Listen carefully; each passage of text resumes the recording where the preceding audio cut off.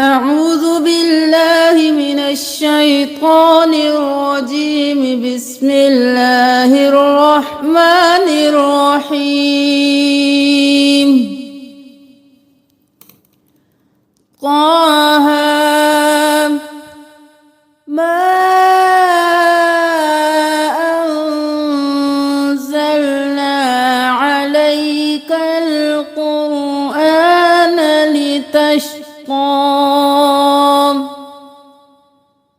إلا تذكرة لمن يخشى تنزيلا ممن خلق الأرض والسماوات العلى الرحمن على العرش استوى له ما في السماوات وما في الأرض وما بينهما وما تحت الثرى وإن تجهر بالقول فإنه يعلم السر وأخفى الله لا إله إلا هو له الأسماء الحسنى وهل أتاك حديث موسى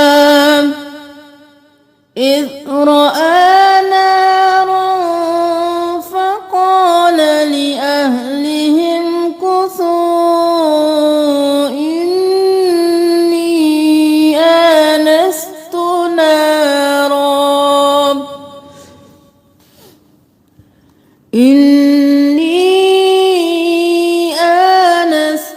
نارا لعلي آتيكم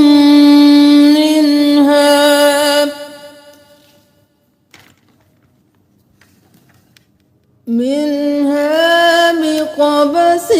أو أجد على النار هدى فلما أتاها نودي يا موسى إني أنا ربك فاخلع نعليك إنك بالوادي المقدس طوى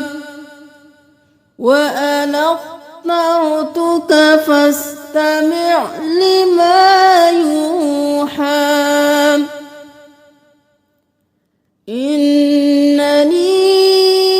إنني أنا الله لا إله إلا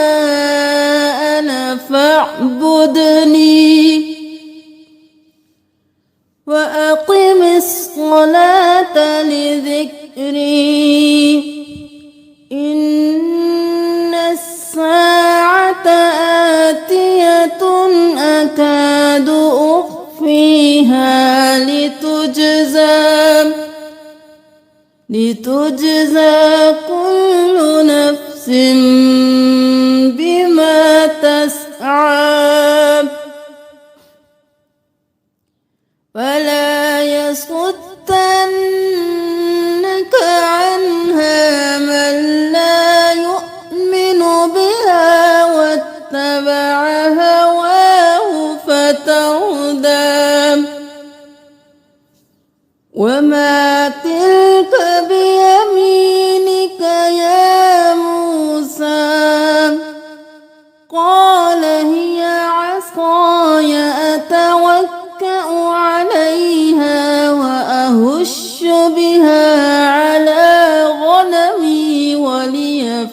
فيها مآرب أخرى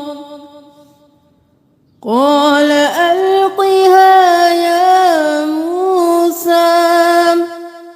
فألقاها فإذا هي حية تسعى قال خذها ولا تخف سنعيدها سيرتها الأولى واضمم يدك إلى جناحك تخرج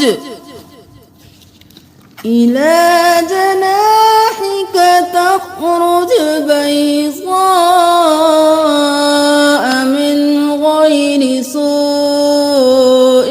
آية أخرى لنريك من آياتنا الكبرى اذهب إلى فرعون إنه طغى قال رب اشرح لي صدري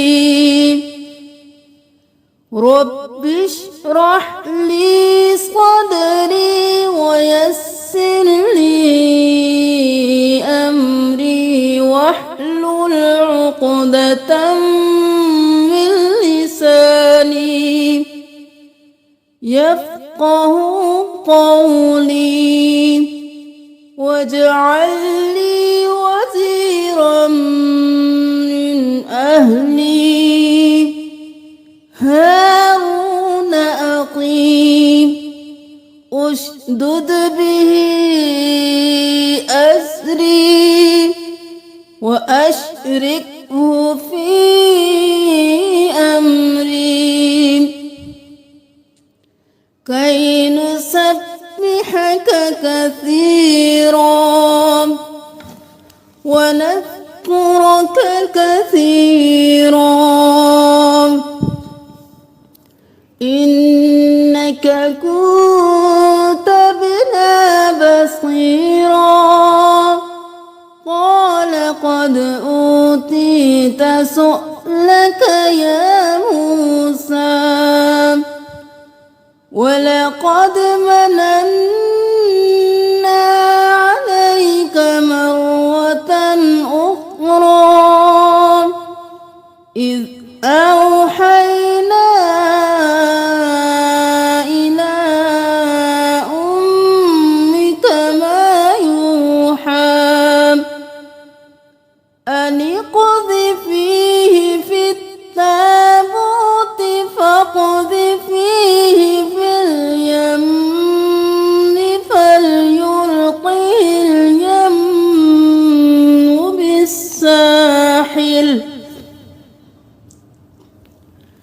فليلقه اليم بالساحل يأخذه عدو لي وعدو له وألقيت عليك محبة مني ولتصنع على عيني إذ تمشي أختك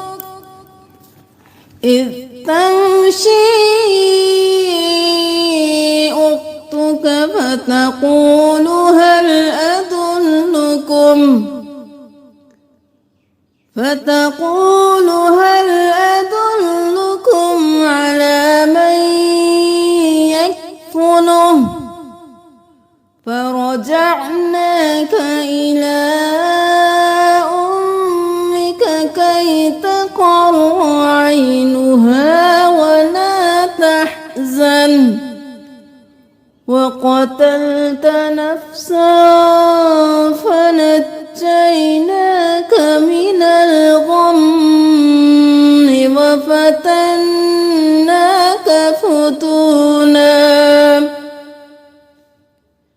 فلبثت سنين في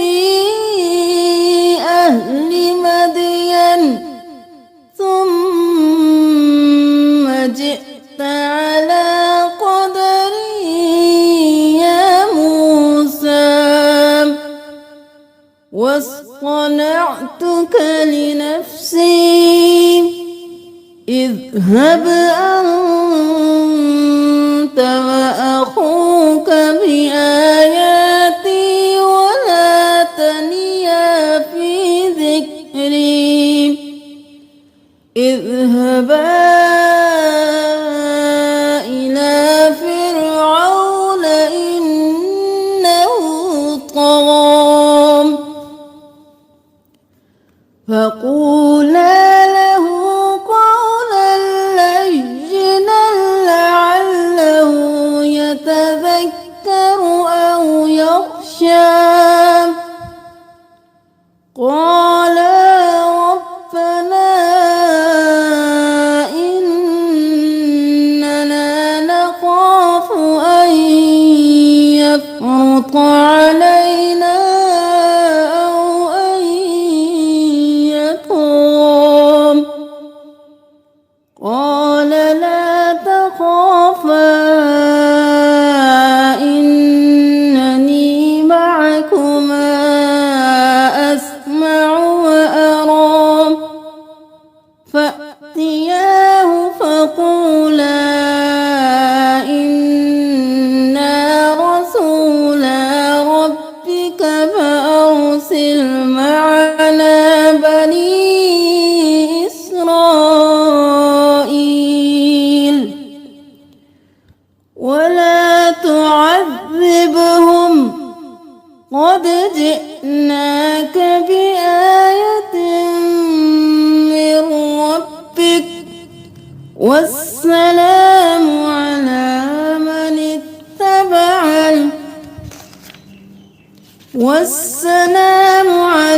من اتبع الهدى إنا قد أوحي إلينا أن العذاب على من كذب وتولى قال فمن ربكما يا موسى قال ربنا الذي أعطى كل شيء خلقه ثم هدى قال فما بال القرون الأولى قال علمها عند ربي في كتاب لا يضل ربي ولا ينسى الذي جعل لكم الأرض مهدا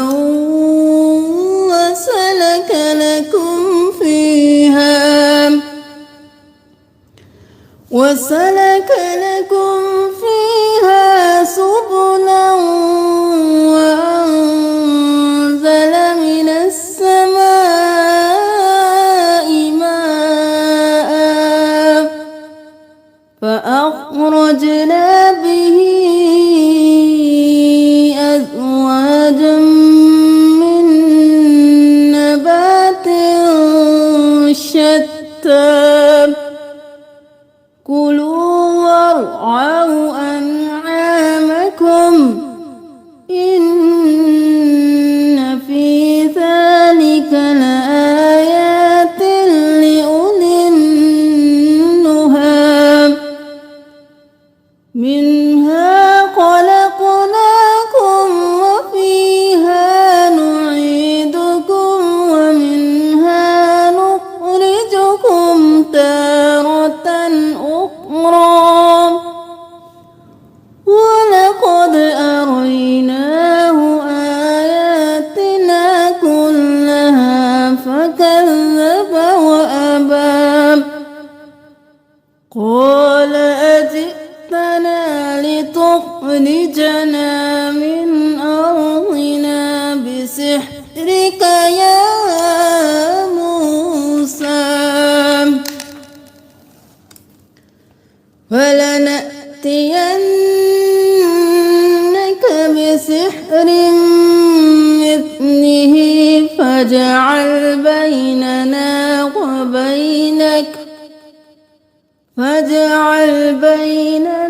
وبينك موعدا لا نخلفه نحن ولا أنت مكانا سوى. قال موعدكم يوم الزينة وأن يحشر الناس ضحى.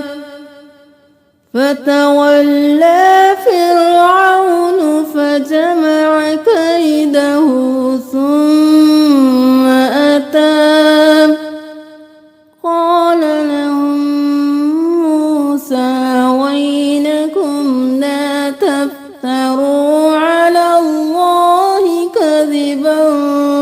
فيسحتكم بعذاب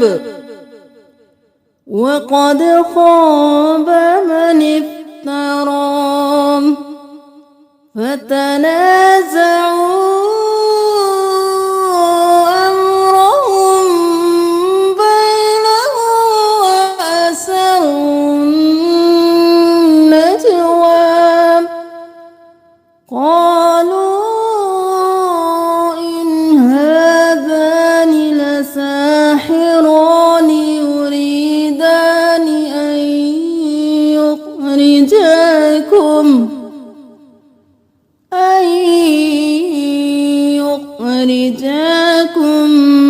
من أرضكم بسحرهما ويذهبا بطريقتكم المثلى. فأجمعوا كيدكم ثم أتوا صفا وقد أفلح اليوم من استعلى. قالوا يا موسى إما أن تلقي وإما أن نكون أول من ألقى. قال بل ألقوا. فإذا حبالهم وعصيهم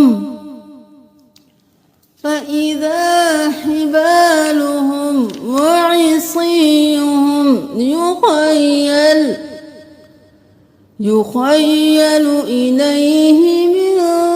سحرهم أنها تسعى. فأوجس في نفسه خيفة موسى. قلنا لا تخف إنك أنت الأعلى وألق ما في يمينك تلقف ما صنعوا إنما صنعوا كيد ساحر ولا يفلح الساحر حيث أتى. فألقي السحرة سجدا قالوا آمنا برب هارون وموسى. قال آمنتم له قبل أن آذن لكم إنه لكبيركم الذي علمكم السحر فلأقطعن أيديكم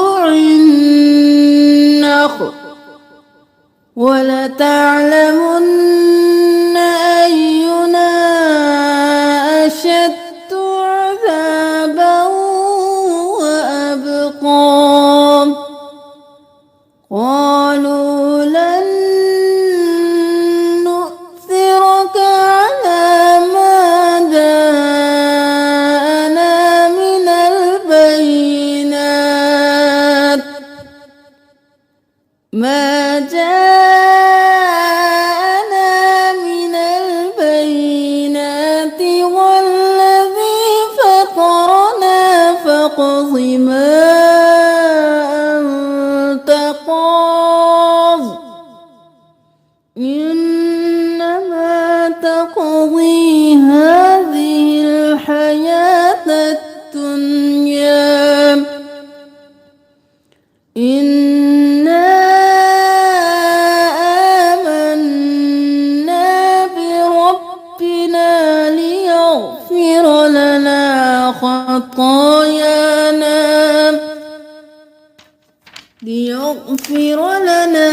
خطايانا وما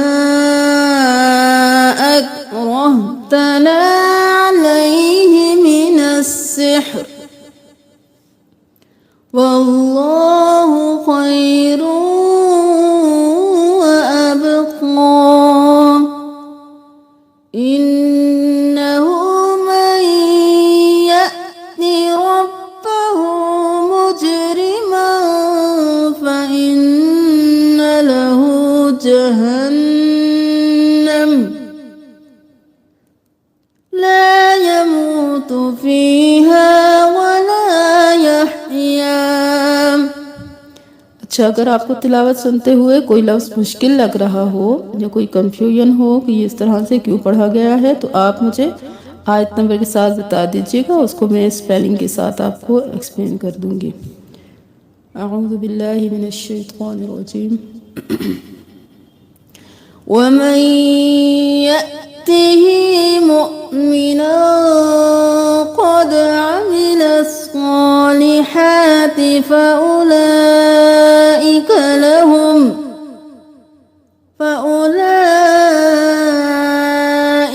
لهم الدرجات العلى جنات عدن تجري من تحتها الأنهار خالدين فيها وذلك جزاء من تزكى ولقد أوحينا إلى موسى أن أسر بعبادي فاضرب لهم طريقا في البحر يبسا لا تخاف دركا ولا تخشى فأتبعهم فرعون بجنوده فغشيهم من اليم ما غشيهم وأضل فرعون قومه وما هدى يا بني إسرائيل قد أنجيناكم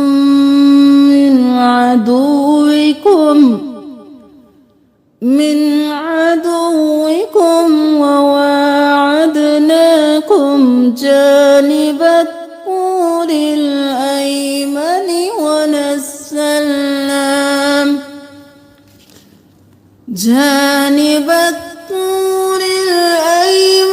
ونزلنا عليكم المن والسلوى كلوا من طيبات ما رزقناكم ولا تطغوا فيه فيحل عليكم غضبي ومن يحلل عليه غضبي فقد هوى وإني لغفار لمن تاب وآمن وعمل صالحا ثم اهتدى وما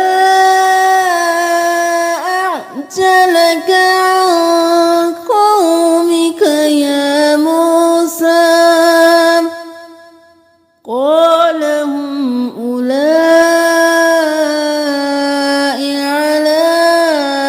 أثري وعجلت إليك رب لترضى قال فإنا قد فتنا قومك من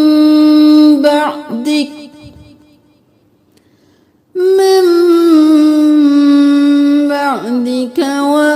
وأضلهم السامري فرجع موسى إلى قومه غضبان أسفا قال يا قوم ألم يعدكم ربكم وعدا حسنا أفطال عليكم العهد أم أردتم أن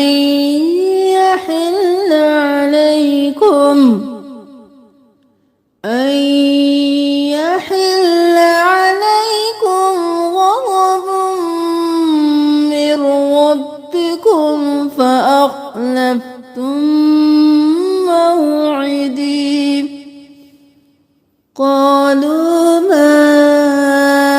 أخلفنا موعدك بملكنا ولكننا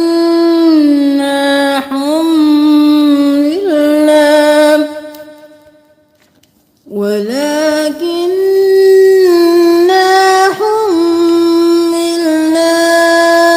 أوزارا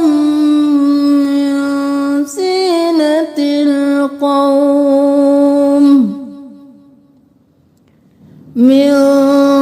زينة القوم فقذفناها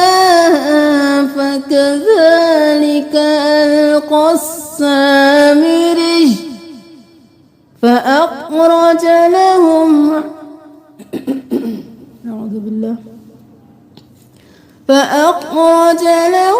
عجلا جسدا له خوار فقالوا هذا إلهكم وإله موسى فنسي أفلا يرون ألا يرجع إليهم قولا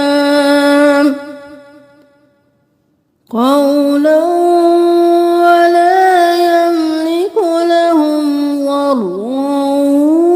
ولا نفعا ولقد قال لهم هارون من قبل يا قوم إنما فتنتم به وإن ربكم الرحمن فاتبعوني وأطيعوا أمري قالوا لن نبرح عليه عاكفين حتى يرجع إلينا موسى قال يا هارون ما منعك إذ رأيتهم ضلوا ألا تتبعن أفعصيت أمري قال يا ابن أم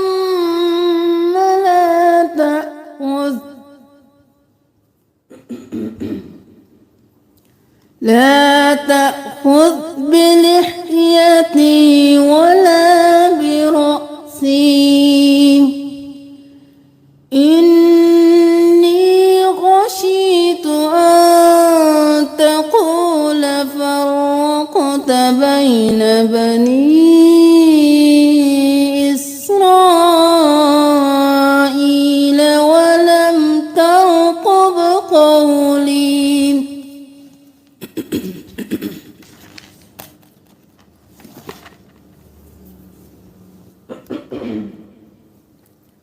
قال فما خطبك يا سامري يا سامري؟ قال بصرت بما لم يبصروا به فقبضت قبضة من أثر الرسول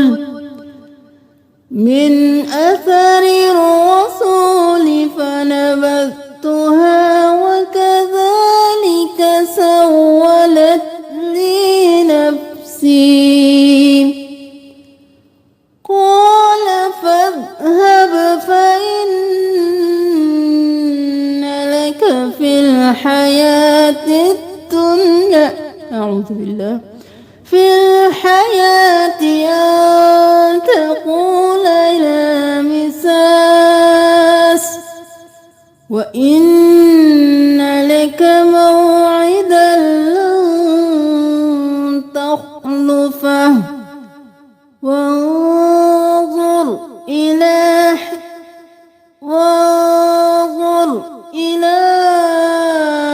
إلهك الذي ظلت عليه عاكفا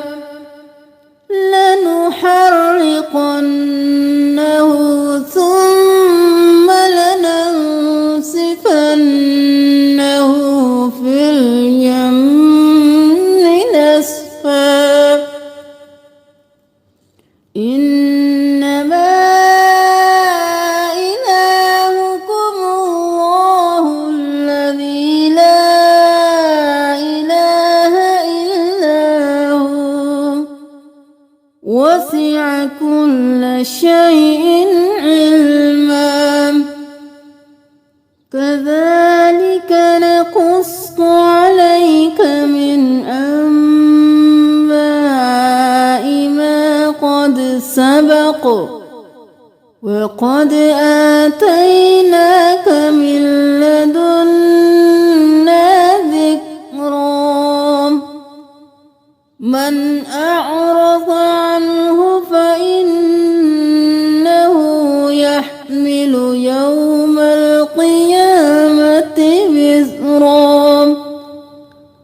خالدين فيه وساء لهم يوم القيامة حملا. يوم ينفخ في الصور ونحشر المجرمين يومئذ زرقا يتخافتون بينهم إن لبثتم إلا عشرا. نحن أعلم بما يقولون إذ يقول أمثلهم طريقة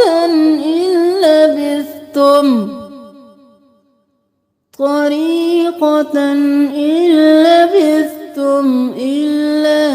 يوما.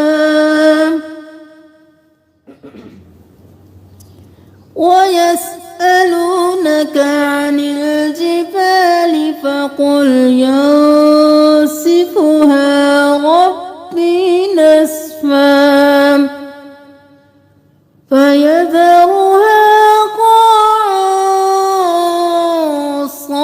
صفصفا لا ترى فيها عوجا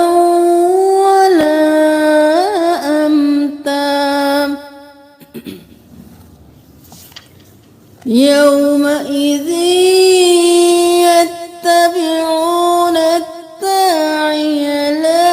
عوج له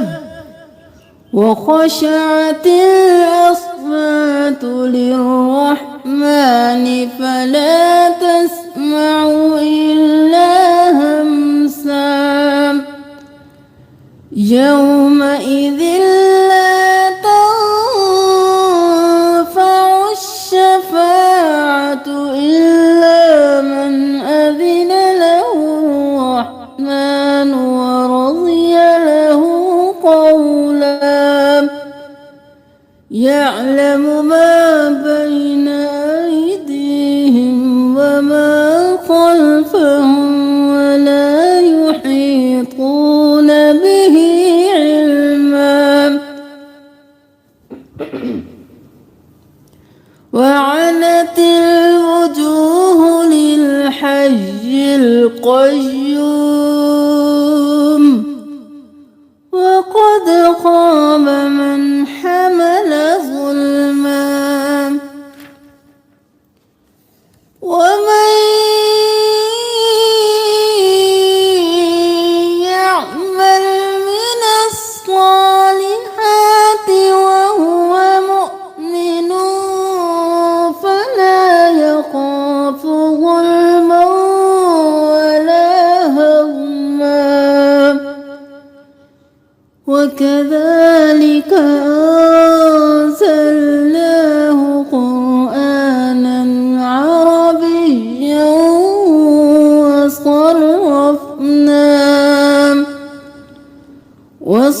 وصرفنا فيه من الوعيد لعلهم يتقون أو يحدث لهم ذكرا فتعالى الله الملك الحق ولا تعجل بالقرآن من قبل أن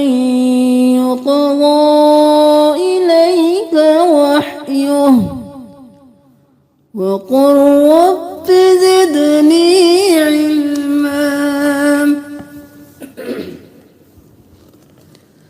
ولقد عهدنا إلى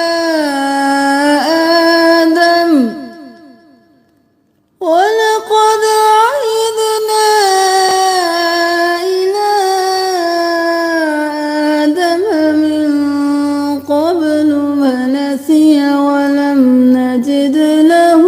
عزما وإذ قلنا للملائكة اسجدوا لآدم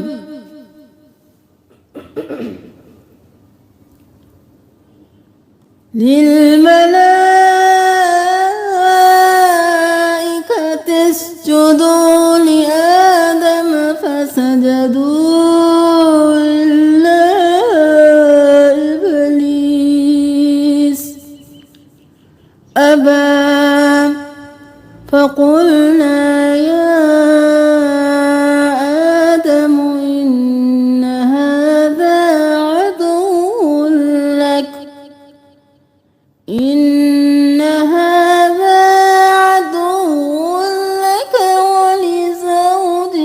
فلا يخرجنكما من الجنة فتشقى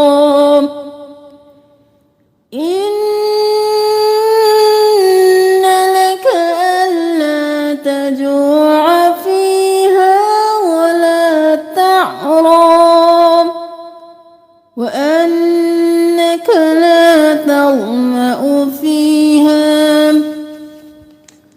تظمأ فيها ولا تضحى فوسوس إليه الشيطان قال يا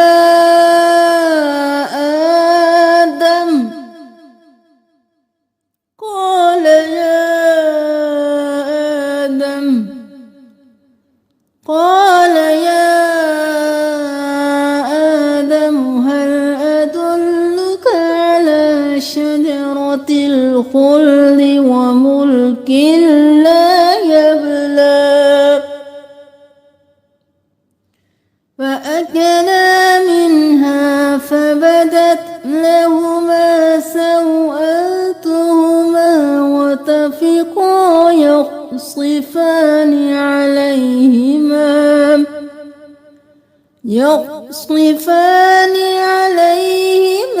من ورق الجنة وعصى آدم ربه فغوى ثم اجتباه ربه فتاب عليه وهدى قال اهبطا منها جميعا بعضكم لبعض عدو فإما يأتينكم مني هدى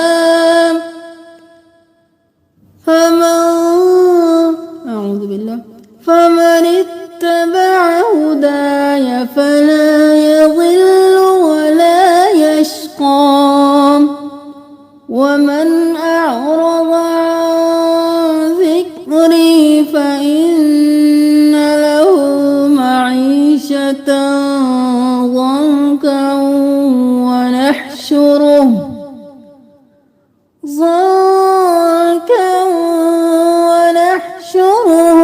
يوم القيامة أعمى قال رب لم حشرتني أعمى وقد كنت بصيرا قال كذلك أتتك آياتنا فنسيتها وكذلك اليوم تنسى وكذلك نجزي من أسرف ولم يؤمن بآيات ربه ولعذاب الآخرة أشد وأبقى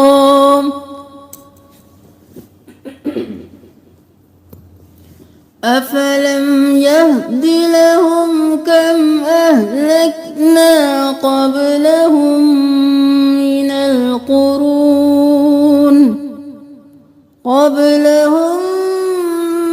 القرون يمشون في مساكنهم إن في ذلك لآيات لأولي النهى ولولا كلمة سبقت من ربك لكان لزاما وأجل مسمى فاصبر على ما يقولون وسبح بحمد ربك قبل طلوع الشمس وقبل غروبها ومن آناء الليل فسبح وأطراف النهار لعلك ترضى ولا تمدن عينيك إلى ما متعنا به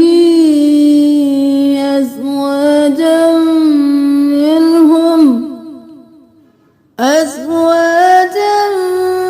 منهم زهرة الحياة الدنيا لنفتنهم فيه ورزق ربك خير وأبقى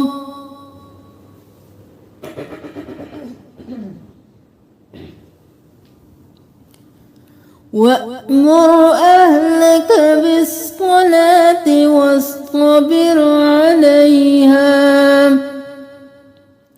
لا نسألك رزقا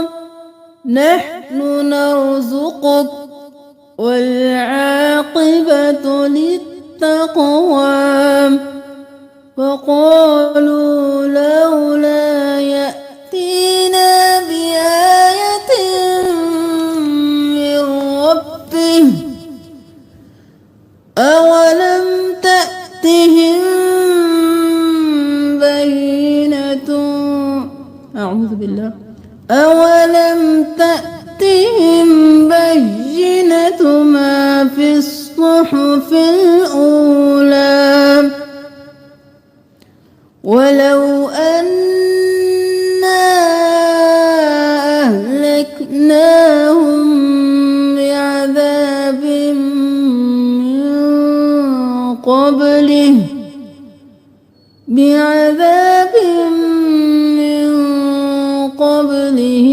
لقالوا ربنا لولا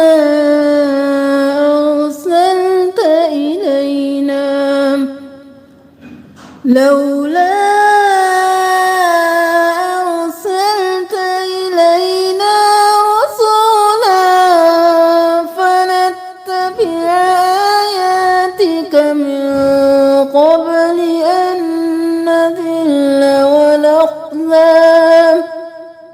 قل كل متربص